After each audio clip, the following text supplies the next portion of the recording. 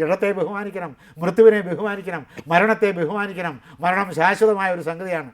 ഏതെങ്കിലും ഒരാൾ ജനിക്കുമോ ഇല്ലയോ എന്നതിനെ സംബന്ധിച്ച് നമുക്ക് തിട്ടമൊന്നുമില്ല. ജനിക്കാൻ പോകുന്നവൻ എങ്ങനെ ഇരിക്കും എന്നതിനെ സംബന്ധിച്ച് നമുക്ക് തിട്ടമില്ല. പക്ഷേ മനുഷ്യൻ്റെ ജീവിതത്തിൽ ഒരു മഹത്തായ തിട്ടമുണ്ട്, മഹത്തായ സുനിശ്ചിതത്വമുണ്ട്. അതെന്താണ്? ജനിച്ചവൻ മരിച്ചു പോകും എന്നത് തന്നെയാണ് ആ തിട്ടം. അതുകൊണ്ടാണ് മരണത്തെ ബഹുമാനിക്കണമെന്ന് പറയുന്നത്.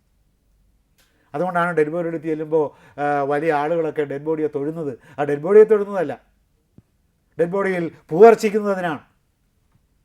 അത് മരണത്തെ ബഹുമാനിക്കുകയാണ്. മരണം കാലമാണ്. കാലം ഈ വ്യക്തിയുടെ സ്വഭാവത്തെ പരിഗണിക്കാതെ അപഹാരക്രിയ നടത്തുന്നയാളാണ്. കാലം നമുക്ക് വ്യാഖ്യാനിക്കാനാവാത്ത ഒരു പ്രതിഭാസമാണ്. അറിഞ്ഞുകൂടെ നമുക്ക് എന്താണ് കാലമെന്ന് ഇപ്പോഴും.